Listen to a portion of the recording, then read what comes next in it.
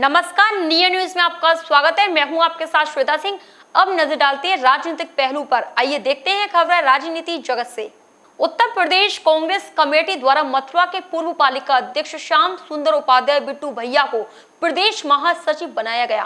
News से हुई खास बातचीत में श्याम सुंदर उपाध्याय बिट्टू भैया ने प्रदेश नेतृत्व का आभार व्यक्त करते हुए कहा कि जो जिम्मेदारी उनको दी गई है उनका बखूबी निर्वहन करेंगे। बातचीत के दौरान श्याम सुंदर उपाध्याय बिट्टू भैया ने भाजपा सरकार की नीतियों पर तीखा प्रहार किया है। उत्तर प्रदेश कांग्रेस कमेटी द्वारा 13 नए महासचिव बनाए हैं, जिनमें से मथुरा के पूर्व पालिका अध्यक्ष श्याम सुंदर उपाध्याय बिट्टू भैया को भी प्रदेश महासचिव बनाया है। इस वक्त हमारे साथ मौजूद हैं। सबसे पहले बहुत बहुत शुभकामनाएं आपको। प्रदेश में जिम्मेदारी आपको संगठन ने दी है। क्या कुछ इस दायित्व को लेकर आप कहना चाहेंगे? मैं आपको बधाई के लिए आपको धन्यवाद देता हूं और मैं इतना ही कहना चाहूँगा कि कांग्रेस पार्टी हमेशा से युवाओं को मौका देती आई है और साधारण लोगों को बहुत ऊंचाई तक मौका देने का उसका एक इतिहास है।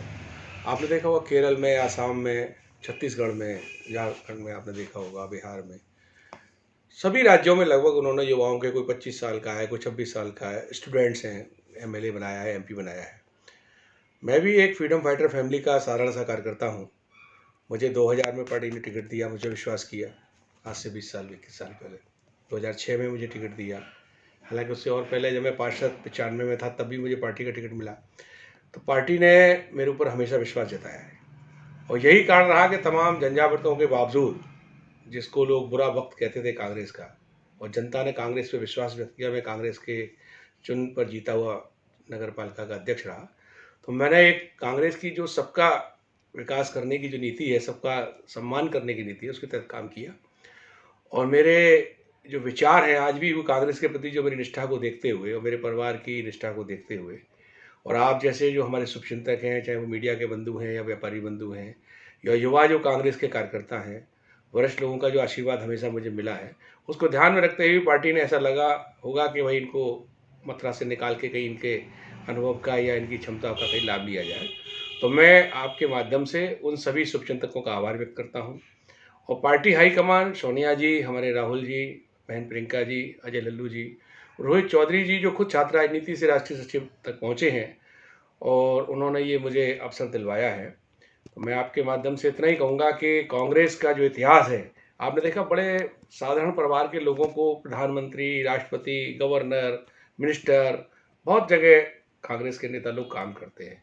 और हमारी पार्टी की जो त्याग, तपस्या, बलिदान की नीति है, आपने देखा गांधी जी चाहते तो सब कुछ ले सकते थे, उन्होंने कुछ नहीं लिया। नेहरू जी तो उस जमाने में इतने करोड़पति अरबपति थे, 198 करोड़ रुपया देश की आज़ादी से पहले उन्होंने अपना 98% है, 200 करोड़ की उनकी वेल्थ थी, उसमें से 198 करोड़ रुपया उन्होंने दे दिया था भारत सरकार को। तो कांग्रेस के जो लोग हैं वो देश हित में काम करते हैं, अपना पूरा जीवन न्यौछावर करने की उनकी भावना रहती है। तो उसी भावना से मेरा परिवार हमेशा जुड़ा रहा है। इंदिरा जी के साथ मेरे बाबा आंदोलनों में जेल गए, मेरे फादर CRMS ट्रेड यूनियन में कांग्रेस की विचारधारा रही है, उसमें काम करते रहे। मैं स्टूडेंट लाइफ से 1986 में NSY का प्रेसिडेंट रहा। तो काम मैं हमेशा किया है पार्टी के लिए। तमाम तरह के चुनाव हुए, हमें चाहे उन चुनावों में हार मिली या जीत मिली, लेकिन हमारा जो काम था वो करते रहे। तमाम लोगों के आरोप प्रत्यारोप के बावजूद, उनके द्वारा अड़बंगा डालने के बावजूद, हमारा लक्ष्य रहता है हर कीमत पर पब्लिक का काम करना, देश की एकता अखंडता को बनाए रखने के लिए हमें काम करना। वही मेरा लक्ष्य रहा है, वही मेरा विचार है। तो हो सकता है बहन जी ने, जो हमारी आदरणीय प्रियंका जी हैं, वो इस समय एक यूपी को जो पिछड़ गया है 31 साल के अंदर, 32 साल के अंदर, यूपी की एक पहचान एक पिछड़े हुए प्रदेश के रूप में जो हो गई है, उसको वही कांग्रेस वाला गौरव, जो विकास की गाथाएं लिखा करता था, देश को प्रधानमंत्री दिया करता था, है ना, देश को अच्छे अच्छे IAS अफसर दिया करता था, देश को बड़े बड़े उद्योगपति दिया करता था, और एक ऐसा राजनीतिक युवा नेतृत्व तैयार करता था यूपी, उसी दिशा में ले जाने का वो प्रयास कर रही है। जिम्मेदारी महासचिव की आपको दी है, 22 में चुनाव है जी। प्रियंका गांधी स्वयं यूपी का नेतृत्व कर रही है इस समय, लेकिन पिछले बहुत लंबे दौर से कांग्रेस की बहुत ही पुअर स्थिति है प्रदेश में। इवन कई जगह बस्ता तक नहीं लगते हैं, विधानसभा में बहुत स्थिति दयनीय रहती है। कैसे सफ़र कर पाएगी, कैसे ऊपर पहुंच पाएगी कांग्रेस, क्योंकि अभी कांग्रेस की उम्मीदें नहीं लग रही हैं कि जिस तरीके से दौर चल रहा है। प्रियंका गांधी करीब 1 साल हो गया उनको आए हुए यूपी में, लेकिन अभी उनका जो दिखना चाहिए, उनकी वर्किंग वो नहीं दिख रही है लोगों के बीच। देखिए, षड्यंत्र दिखाई नहीं देते हैं, है ना। जैसे आपने देखा देश की बर्बादी का षड्यंत्र लोगों को दिखाई नहीं दिया, और बातें बना करके, ड्रामा करके, मीडिया के माध्यम से प्रचार करके लोग सत्तासीन हो गए और आज देश को बेचने का क्रम जारी है। कांग्रेस का गौरवमयी इतिहास है, देश की आज़ादी का इतिहास है, देश की आज़ादी के बाद देश के विकास का इतिहास है। आज युवा वर्ग ये जान चुका है कि अगर हमको अपना अस्तित्व बनाना है, अपने आने वाली पीढ़ी का भविष्य बनाना है, तो हमको कांग्रेस के साथ आना है। अक्सर लोगों की शिकायत थी कि भाई एक नेतृत्व हमें यूपी में मजबूत चाहिए, जो रीजनल पार्टीज़ हैं उनसे ऊपर बड़ा चेहरा चाहिए। तो प्रियंका जी को आपने देखा, राहुल जी प्राइम मिनिस्टर चाहते बन सकते थे, सोनिया जी चाहती प्राइम मिनिस्टर बन सकती थी, प्रियंका गांधी चाहती थी वो भी प्राइम मिनिस्टर बन सकती थी, जैसा कि लोगों ने 6-6 महीने की सरकारें चलाई हैं। लेकिन कांग्रेस का जो नेतृत्व है उसे सत्ता नहीं चाहिए, उनको देश की मजबूती चाहिए, प्रदेश की मजबूती चाहिए। तो प्रियंका जी अपना एक जीवन का उनका ये संकल्प है कि उत्तर प्रदेश आगे बढ़े। यदि उनके आने से उत्तर प्रदेश मजबूत होता है, और उत्तर प्रदेश मजबूत तभी होगा जब कांग्रेस आएगी।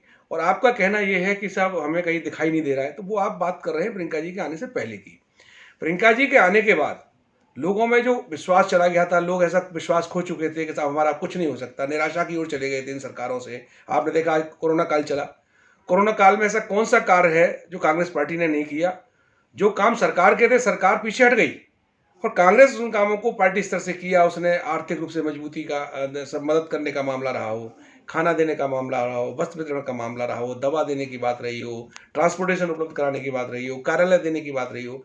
सत्ता में न रहकर हम अपनी भावनाओं से जनता को अवगत कराया। अपनी जान माल की परवाह न करके कांग्रेस के नेताओं ने और कार्यकर्ताओं ने हर जनपद में, आपने देखा, यूपी में देखा, पूरे देश में देखा कि काम किया।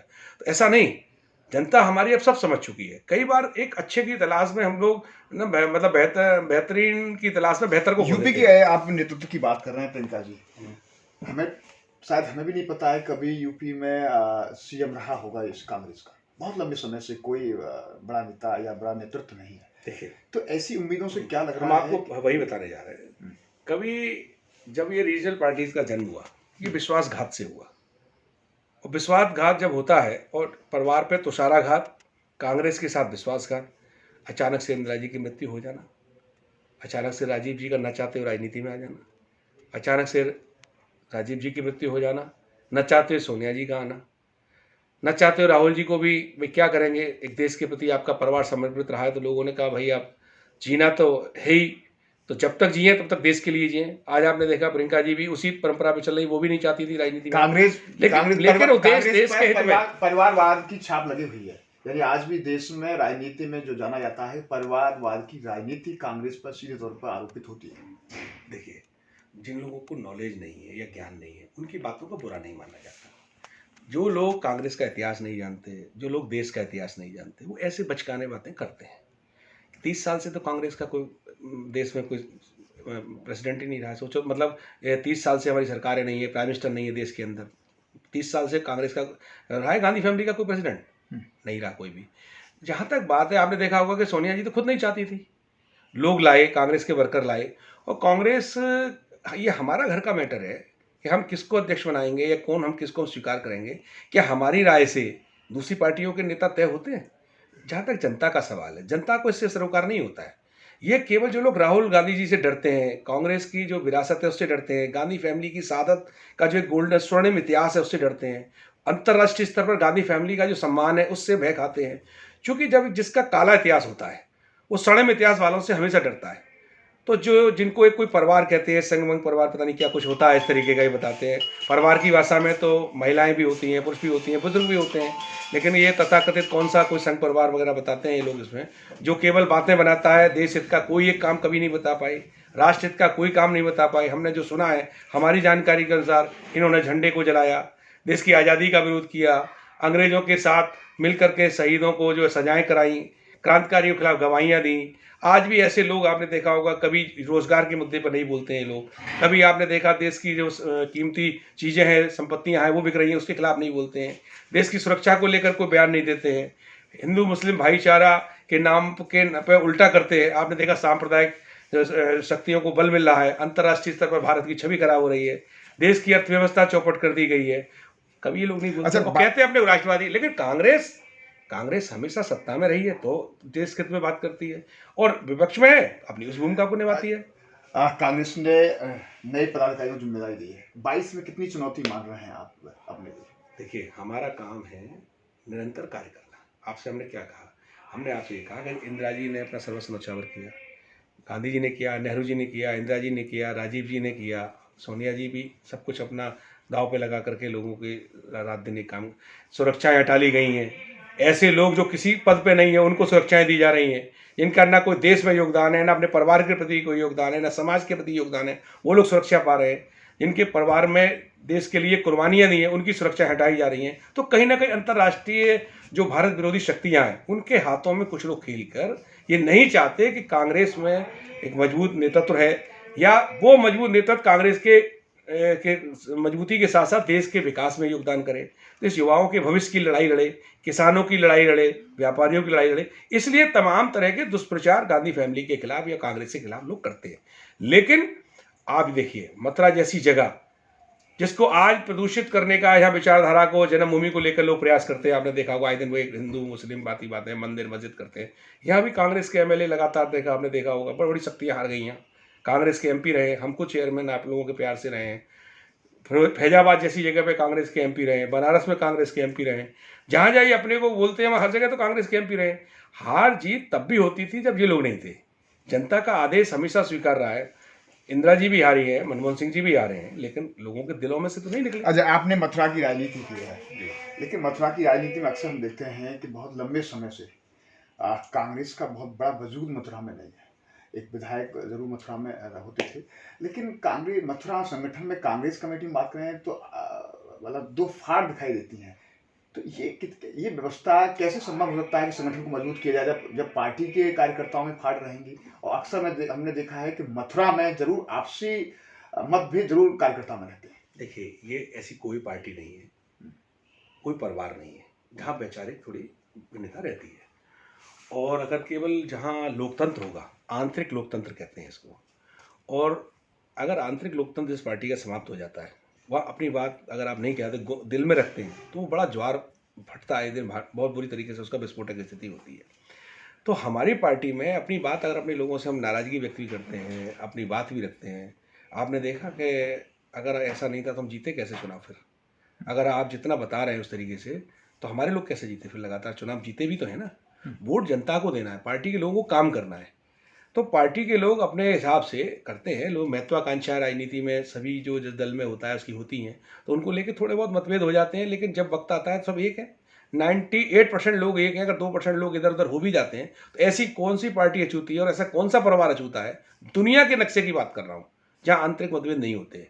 लेकिन आंतरिक मतभेद होने का दुष्प्रभाव पार्टी पे कभी हमने पड़ने नहीं दिया है। जनता को वोट देना है हमको, भाई वोट तो जनता को देना है ना। हम लोग तो अपना उनके सामने प्रेजेंटेशन रखते हैं, हमारे मुद्दे हैं। जनता को मुद्दों से हटके अगर अन्य बातों में वोट देने लगती है तब कांग्रेस हारती है। जब विकास की बात जब होगी, देश में देश की सुरक्षा की बात होगी, देश की एकता अखंडता की बात होगी, विश्व के मानचित्र में भारत को मजबूत बनाने की बात होगी, भारत की सेना का एक इतिहास बनाने की बात होगी, अर्थव्यवस्था को विश्व में अच्छा मजबूत बनाने की बात होगी, भारत के संविधान को मजबूत करने की बात होगी, न्यायपालिका, कार्यपालिका, विधायिका, इसको मजबूत करने की बात होगी, तो हमेशा कांग्रेस का ही नाम लिया जाएगा। अच्छा, 22 में विधानसभा चुनाव है यूपी में, उससे पहले पंचायत चुनाव है। पंचायत चुनाव की नोटिफिकेशन और घोषणा जारी हो चुकी है।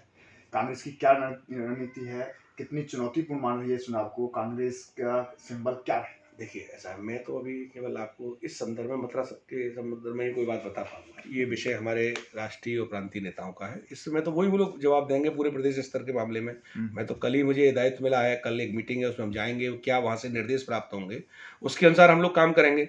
जहाँ तक बात किसानों की है, ये चुनाव मोस्टली किसानों पर डिपेंड है। और आप देख रहे होंगे देश के कोने कोने में भाजपा के जो एमएलए, एमपी हैं, मिनिस्टर्स हैं, उनके साथ गाँव में घुस नहीं पा रहे हैं।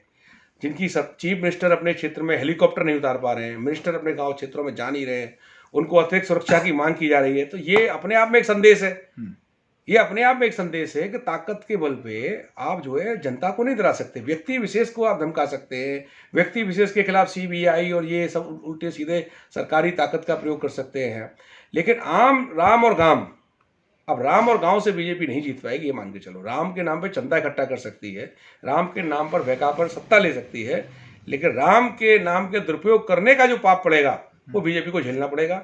और गांव पूरा खिलाफ बीजेपी है। ने अपनी बात बताइए, कांग्रेस की स्थिति क्या रहेगी पंचायत चुनाव में और आने वाले विधानसभा चुनावों में? देखिए, कांग्रेस ने तो किसानों के लिए हमेशा काम किया, उनकी ऋण माफी की है, उनकी उन्नति के लिए काम किया है, गांव में नहरें बनवाई हैं, गांव में बिजली दी है, ट्यूबवेल दिए, कनेक्शन दिए, सिंचाई के साधन। उसके बाद भी कांग्रेस की इतनी बुरी स्थिति कैसे हुई जब सब काम कांग्रेस ने किया है?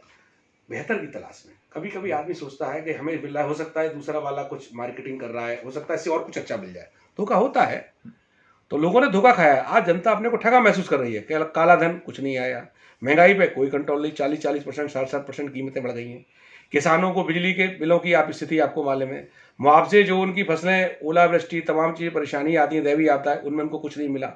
तो इन चीज़ों से किसान समझ गया है और उसी का परिणाम साक्षात जिसका हम निंदा करते हैं। अभी आपने पंजाब के विधायक जी के साथ सुना, हमने हरियाणा में तमाम विधायकों के साथ सुना, मथुरा में भी एक घटना हुई। ऐसे चीज़ों के हम समर्थक नहीं हैं। आपने देखा होगा कि राहुल जी जब आए थे और प्रियंका जी आई थी हाथरस वाली घटना को लेकर के, तो पुलिस ने उनके साथ किस तरीके का व्यवहार किया था जो उनको नहीं करना चाहिए था। तो हम लोगों ने उसको शालीनता से जवाब दिया और लोकतांत्रिक तरीके से और उसका कानूनी तरीके से विरोध किया। आपने देखा एक मामूली सा कोई आरएसएस का कोई कार्यकर्ता रहा होगा मथुरा का, उसके संग किसी सिपाही ने उसको नदी में डूबने जाने से मना कर दिया। अगर वो डूब जाता तो उसी के लिए कह रहे थे, उसको उन्होंने अपमान समझ के पुलिस के साथ क्या व्यवहार किया। तो यही कांग्रेस में और उन लोगों में अंतर है। हम लोग, सोनिया जी ने राजीव जी के हत्यारों को माफ कर दिया। हम हिंसा के विरोधी हैं। हम ये मानते हैं कि हिंसा कभी खत्म नहीं होती, आग से आग कभी नहीं बुझती, झगड़े से झगड़ा कभी खत्म नहीं होता। हमको सांप्रदायिक सद्भाव बनाने से देश की उन्नति होगी, अच्छा वातावरण बनाने से होगी। तो ये जो नाथूराम गोडसेवादी विचारधारा है, हिंसक प्रवृत्ति के लोग हैं, राष्ट्रवाद के नाम पे राष्ट्र को बर्बाद करने वाले लोग हैं, धर्म के नाम पे धर्म को बर्बाद करने वाले लोग हैं, धर्म के नाम पे अपनी रोटी चलाने वाले लोग हैं, धर्म के नाम पे चंदा करने वाले लोग हैं, धर्म के नाम पे चंदे को खाने वाले लोग हैं और जमाने से हिसाब मांग के खुद हिसाब को छुपाने वाले लोग हैं। दुनिया के को चरित्र प्रमाण पत्र देने वाले लोग खुद अपना चरित्र के छुपाने वाले लोग हैं। दुनिया के चेहरे को उजागर करने वाले, अपने चेहरे को छुपाने वाले जो लोग हैं, इनको जनता देख रही है। जनता की अदालत सर्वोपरि है। तो जनता की अदालत का फैसला, हम अपनी बात कहते हैं। देखिए, न्यायालय में भी हम जाते हैं तो दोनों पक्षों के वकील अपनी बात कहते हैं, निर्णय जज साहब को सुनाना होता है। हम अपनी बात जनता के बीच में जाके कहेंगे और हमारे पास बताने को स्वर्णिम बातें हैं।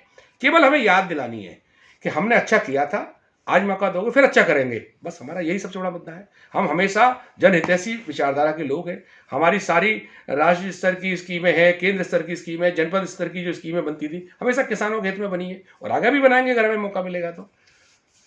धन्यवाद। बातचीत हमारे साथ रहे कांग्रेस के प्रदेश महासचिव श्याम सुंदर उपाध्याय बिट्टू भैया, जो कि नई जिम्मेदारी प्रदेश संगठन ने उनको दी है। उन्होंने भाजपा की नीतियों पर भी तीखी टिप्पणी की है। साथ ही उन्होंने कहा है कि प्रदेश नेतृत्व द्वारा जो जिम्मेदारी उनको दी है उसका वो बखूबी निर्वहन करेंगे और संगठन को मजबूती प्रदान करेंगे। न्यूज़ पर्सन संतोष सिंह के साथ गोविंद भारद्वाज।